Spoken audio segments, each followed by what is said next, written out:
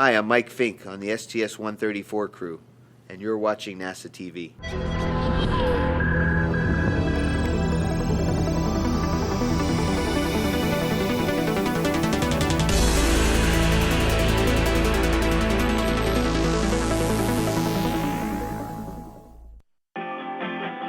Good morning, here is a message from all the children in the USA. Thank you for showing us the journey from the billboard to the Shuttle Bay. Some dreams you wake from, some dreams you live. This captain from all the teams, watching you from far away. We see how you work and study, so you can do this every day. Some dreams you wake from, some dreams you live. Some dreams you work for, some dreams you give. Filling young minds every day. You're giving teachers a better way to inspire more lives with real rewards. Good morning, Endeavour. Good morning, Shannon, and it's good flight day 16. We're looking forward to another busy day and hopefully getting home tomorrow. That song was the second place winner in the Wake Up Music Contest by the Plunkets called Dreams You Give, and it received something like over 600,000 votes. So congratulations to Brian Plunkett from Halfway, Missouri.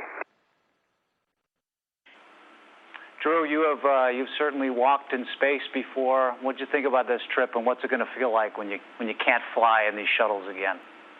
Well, it's a little bit of a bittersweet end. I was happy to have the opportunity to do the three spacewalks that I did, both with Greg Chamitoff and Mike Fink, and happy that all four of them were very successful. And I can tell you, in reference to the previous question, the view from out there was spectacular. When you can see the Earth below and you're holding on to a piece of the structure up high above the space station, and to see the horizon out there with all that hardware beneath you, and understand what we've done as a nation and as a world to build that International Space Station. It's spectacular. So it's bittersweet to know that it's sort of coming to an end, and that we all have varying futures ahead of us, but it'll be interesting to see what that brings for all of us in the development of the space program. Mike, you set a new record, 380 days in space. How can anybody possibly beat you? Well, the Russians have had people in space for up to 800 days in their career, so I got a long way to go. And but I'm sure there's other people who are going to fly in our office more than one long-duration space mission, and I hope my record is soon broken, and I hope it just becomes a kind of a ripple in the whole scheme of history as humans go on, Americans go on to explore the rest of the solar system. But in the meantime, I'm glad to share the moments with these guys. All right, you astronauts. All right, you got about 10 seconds to explain to me exactly what the alpha magnetic spectrometer does for us in trying to find the origins of the universe. Go ahead. Well, there's some really amazing things that it's trying to figure out. Hubble for us, one of the important things Hubble figured out was that the universe is not only expanding, but at an accelerated rate. And our understanding of how that could be with mass, when mass tracks and should be pulling things back together, we clearly don't understand the mass that's out there. And about 4% of the mass is the matter that we understand. And then there's other kinds of matter that we're trying to figure out. And one of those we call dark matter, because physicists don't really understand what it is. And this is understanding what the universe is, the universe we live in, how it all got here, how it was formed. These are fundamental questions, and this is what AMS is going to be trying to understand for us. And Mark, as the commander, you've had a very emotional trip up there with Gabby now on the recovery back here on Earth. How's it been for you? Well, the mission's gone great. It's nice that on the space station there's an internet phone available. We actually had pulled the computer over here, and we had a headset and this mic, as a matter of fact. And it was nice to be able to call her each day. After about flight day 4 of the flight, she had her surgery a couple days after we launched, and that went really well. So it was nice to be able to talk to her. Haven't been able since we since we undocked, but I will, shortly after I land. So I'm really looking forward to seeing her. Well, obviously we share this in the sense that she got her cranioplasty put on, her skull back on. Do you see a big change in her? Less pain? Anything else different? Well, there's always issues with the recovering from surgery. I could tell a difference on the phone when speaking to her, so that's all positive, and her recovery's going really well. She'll be doing rehab, for some continuing period of time, but at some point, pretty soon, she'll become an outpatient. So we're really looking forward to that, and it's all really encouraging. You made your decision to go up into space while she's still going into surgery. I can only assume that was a very good decision for you to do. Yeah, I think it was the right decision. She was ready for the surgery. The timing, worked out where her doctor ideally wanted to do it soon after I launched. And yeah, I really trust him. And her mom was there, and her dad, and other family members. So it was good timing. So I didn't want to hold it up by this space flight. So we decided to go ahead with it. And in hindsight, it was absolutely the right decision. Well, this is the last mission for the Endeavour and the second to the last shuttle mission ever. What does all this mean for you? Well, yeah, after Endeavour comes to a stop on the runway tomorrow, hopefully in Florida, it'll head off to a museum. It's certainly bittersweet. The space shuttle's been the workhorse of the U.S. space program for better than 30 years now, so it'll be sad to see it retired.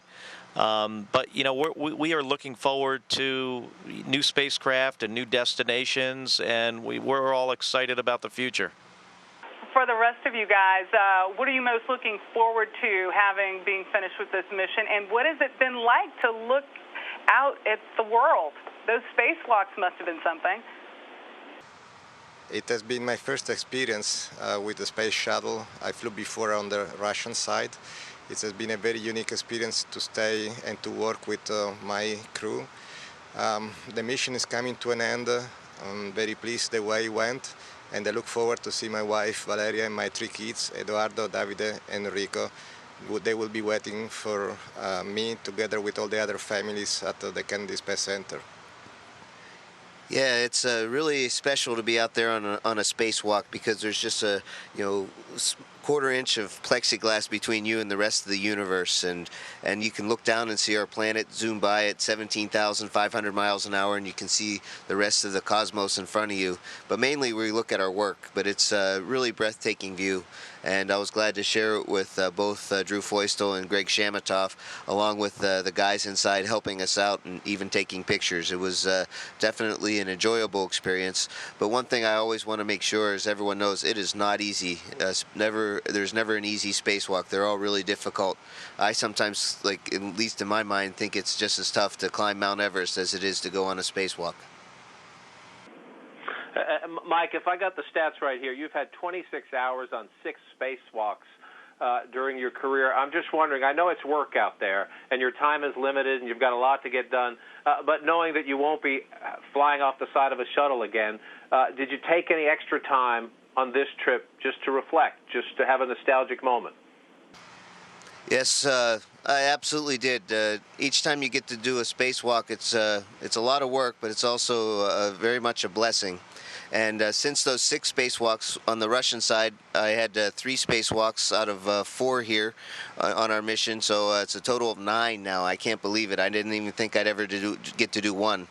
But it's always good to, especially near the end of the spacewalk, when you know you got most of your tasks done, to just hold on tight and look out over the edge and look at planet Earth go by, or look up and see the moon and the stars and the planets, and look forward to where we're going to be going next. Greg Johnson, 4,000 hours, 40 different aircraft. On your second space flight, we're obviously in a transition. A lot of questions about the future of the American manned space program. What goes through your mind when you're zipping around, you disconnect from the space station, and now you're preparing to come home? Well, what occurs to me is how special it is. Yesterday we did undock and fly around, and the space station was absolutely spectacular. This mission, we put the final touches as far as the assembly of the space station so we can declare the space station complete. And in doing so, the space station is so huge that even when we back off to 600 feet, we can barely catch the entire space station in our field of view. As we traveled all the way around the space station, we were taking wonderful photographs, and so being a part of this mission and being a part of the completion of the space station and the retirement of the space shuttle, I can't think of a better thing that an aviator would like to be a part of in his career. Do you have, Commander Kelly, to you, any apprehension as we go through this transition? You're the second last shuttle flight. The final mission will take place just a few weeks down the road.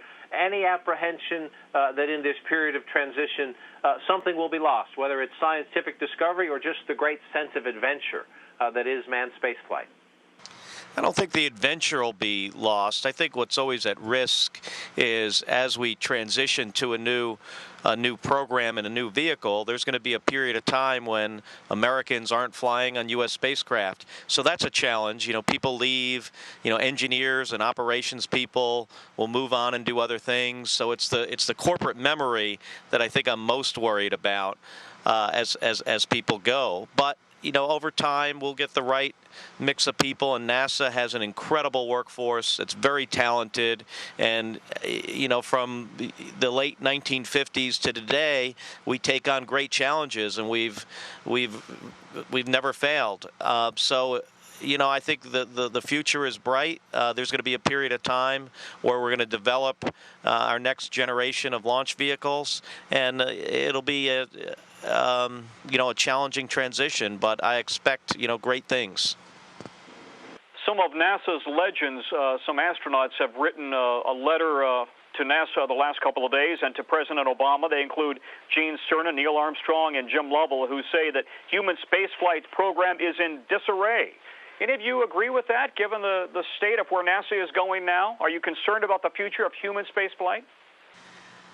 You know, I think we're always concerned about the future. I mean, this is our careers. It's been our careers for a long period of time, and it's a difficult transition period. We're going to retire the space shuttle. It's going to take us probably 5 or 6 years to have a new spacecraft ready to launch U.S. crew members on. In that period of time, we'll continue to fly on the Russian Soyuz.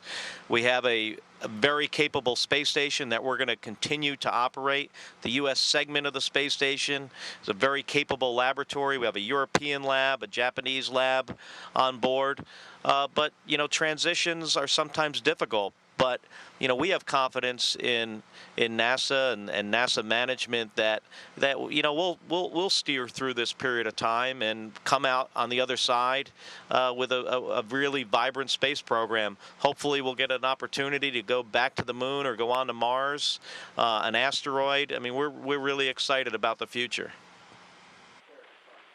And Colonel Johnson, if I get one last question in, I'll ask you, bittersweet as you watch the Endeavour program come to an end? It's very bittersweet. This wonderful vehicle has gone on 24 previous shuttle missions. We're the 25th. It's the newest of the shuttle fleet. And I just love this vehicle. I fell in love with this vehicle the first time I got to fly 3 years ago on STS-134. She's performed magnificently. Absolutely no warnings or cautions on the way up. Nothing broke. This vehicle is a wonderful machine, and it's an honor and a privilege for each one of us to be part of her final flight. Captain Kelly, Colonel Johnson, you're getting ready to put Endeavour down for her very last time. What's going through your heads? How big of a moment is this for you guys, both as astronauts and pilots, and who gets to have their hand on the stick for this? And what do folks like you guys do next without a space shuttle to fly?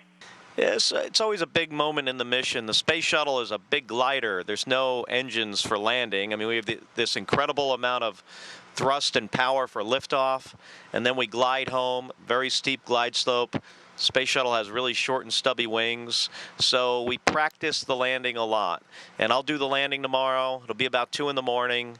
We're hoping for good weather, but it's a big moment in the mission to get safely back to Earth. I think these guys are looking forward to a soft landing. I'm going to try to give them one. We're going to have a night landing tomorrow morning, or super late at night, depending on how you look at it. And my previous flight, we had a night landing as well. This will be Mark's first night landing. So as his pilot, my job is to contribute in any way that I can to back him up and support the landing. We're both trained, almost one might say overtrained, because we've been training for many, many years to land shuttles. And I'm looking forward to this landing at Kennedy Space Center early Wednesday morning. Houston, we are ready for APU start. All right, Endeavour, yeah, we are ready and watching.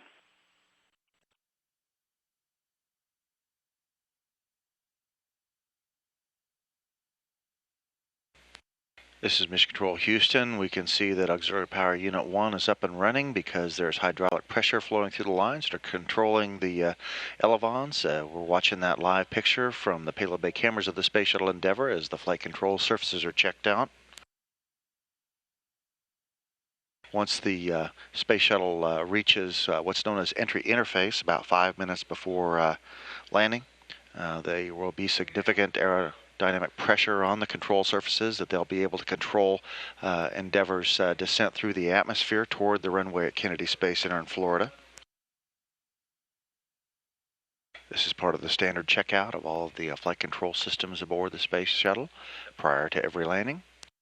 The point at which the shuttle reaches that entry interface, or enough aerodynamic pressure to use these control surfaces, is about 400,000 feet up and about 5,000 miles from the landing site.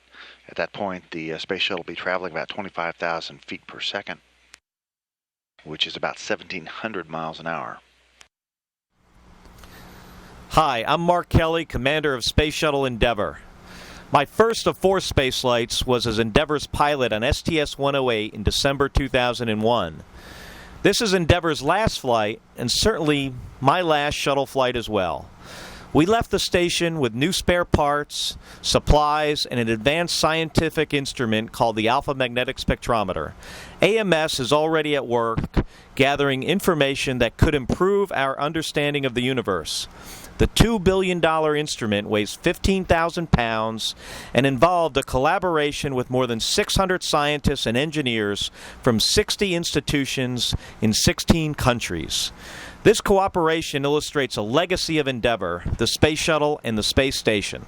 The international collaboration that exploration and utilization of space has become.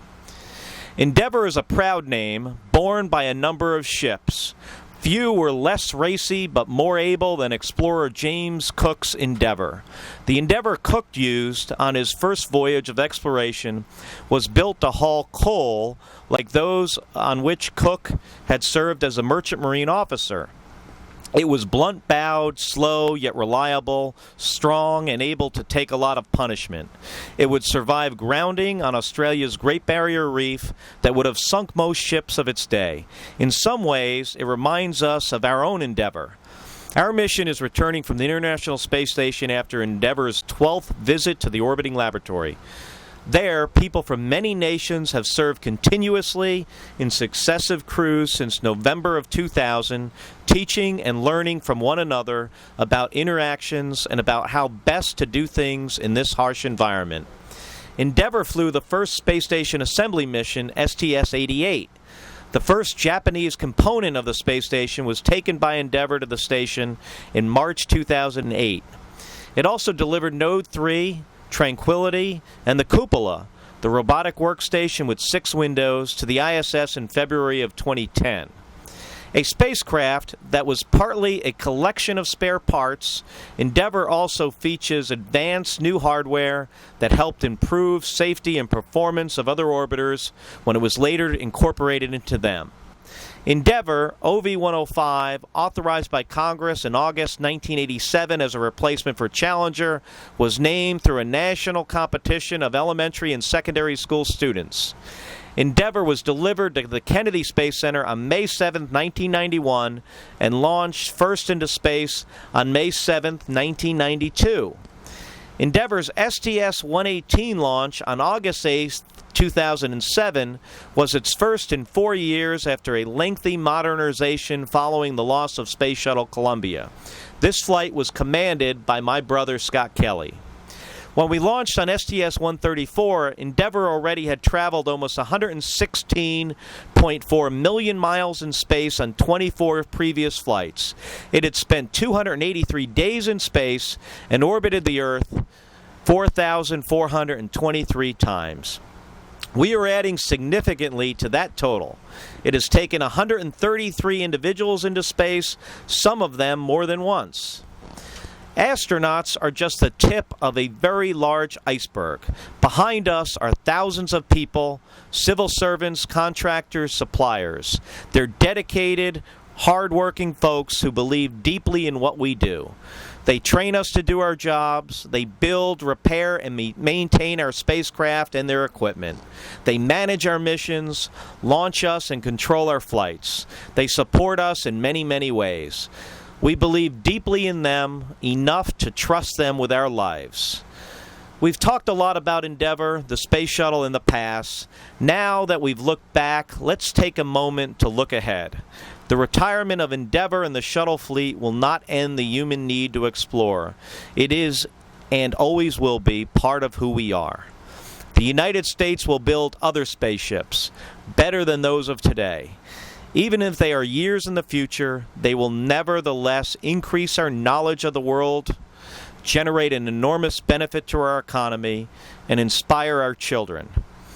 We can't know when they will come about or what they will be, but perhaps one of those new vehicles of exploration will be named Endeavour, and maybe it will take humans to other planets or even more distant worlds circling other stars. It could bear a no prouder or more fitting name. Here we had just departed from the International Space Station. We're sitting here in Endeavour's airlock, and we've got two of our spacesuits here that we used for the work that we did during our 16-day mission, and we're happy to be part of Endeavours Legacy and to round out the final spacewalks of the Space Shuttle era. Endeavour started off with some spectacular spacewalks on its maiden voyage, and it ended with our 4 spacewalks. And we hope that the tools, the techniques that we've learned over the years, especially here with Endeavour, will be applicable for all the spacewalks that we're going to be doing on asteroids, Moon, and Mars. It has been an honor for me to be a part of the STS-134 spaceflight with my crew on the last shuttle flight of Endeavour. It's also the end of the assembly of the International Space Station, and it has been extremely rewarding for me to see that our presence as European Space Agency and as Europe is strong. Columbus, BMM, Node 3 Cupola, and many other components are coming from ESA and from Europe. We are coming back on board of Endeavour to make final landing, and that will be the last landing of this incredible machine. I do not believe this is the end of flights similar to the one that I have experienced. I truly believe that the legacy will continue, and everything that we have learned from all the shuttles, including Endeavour, would be the base of the transportation of future generations. But what does Endeavour mean to me? What am I thinking about Endeavour on the night here before landing?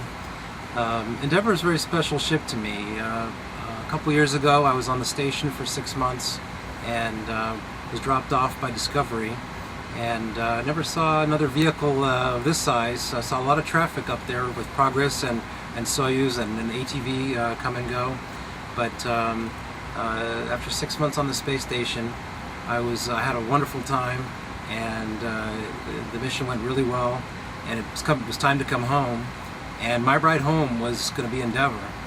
And I'll never forget the moment that Endeavour pulled into formation right below the space station. We were over in the service module taking pictures of Endeavour, and this massive spaceship came up. You know, after 6 months, I've seen nothing like that. and flew into formation with the space station. It was just a beautiful, beautiful, unbelievable sight. You know, the other night I was looking at the whole space station from the cupola late at night, and I saw Endeavour, you know, lit up, but over the Earth, you know, at night, and I took some pictures with a star background. It's just a beautiful spaceship, and it really belongs here. It's just, when you see it attached to the space station, it just really looks like it belongs here. It belongs in space, and you know, it is a little bit hard to see, you know, a spaceship like this being retired. We know that, you know, more is going to come in the future, and the future is going to be very exciting. But I think the legacy for Endeavour is exactly what it was doing here on the space station. Endeavour's life bookends the space station assembly. You know, the first flight that was here to assemble part of the space station was Endeavour, and now here on the last flight, she was here for the final assembly, and the space station is complete. And although Endeavour is retiring, it's a new beginning, and the space station now is a place where we're going to do the research and practice with the new systems and life support and everything we need to do to be able to explore further and to conduct science up here that will take us further. So the space station is our new foothold in the future, and that's a big legacy that Endeavour has, as well as the whole space shuttle program. And so this is what I think about as we come to land Endeavour tomorrow. When I first became an astronaut over a decade ago, one of my very first jobs was to go to the Cape and prepare the space shuttles for launch and landing. And so we spent a lot of time in all the different orbiters, in Discovery, Atlantis, and Columbia. But Endeavour was always my favorite. And I think Endeavour was my favorite because it was the newest of the orbiters. It smelled a lot more like a new car than some of the other more seasoned orbiters. Getting this second flight in Endeavour and being on her final flight is amazing to me. This 25th flight of Endeavour, one of the more significant missions I would claim in the assembly of the space station, partly because we brought up the AMS, the Alpha Magnetic Spectrometer, which is an amazing scientific experiment that will help scientists better understand our universe. But also, it was the 25th flight of Endeavour and the final flight of Endeavour. And so being on this mission was a great honor and privilege to me. If you ask me what I think Endeavour's legacy would be, I'd have to say, well, first, being a part of the mainstay, the workhorse of the space program, the space shuttle for the last 30 years, Endeavour was a big part of that. But also Endeavour had the unique distinction of bringing up the very first piece of the International Space Station, and then by installing the orbiter boom system on top for use for the station's arm to extend its robotic arm, the Endeavour brought up the last piece of the space station as well. So I think Endeavour's legacy would be that she was a very important part of the assembly of the space station from beginning to end, and also to me personally, because I had my first date on Endeavour and I'm having my last date with Endeavour.